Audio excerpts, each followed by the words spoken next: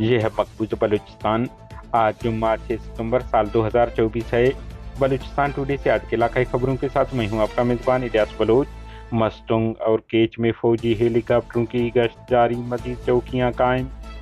Catch تجابان میں Pakistani forces نے مقامی گھروں پر چھاپہ مار کر لوگوں کو تشدد کا نشانہ بنایا۔ کوئٹہ پاکستانی فورسز ہاتھوں نوجوان ٹک ٹاکر جبری لاپتہ۔ بلوچستان مختلف اضلاع سمیت کراچی سے جبری لاپتہ 4 افراد بازیاب ہو گئے۔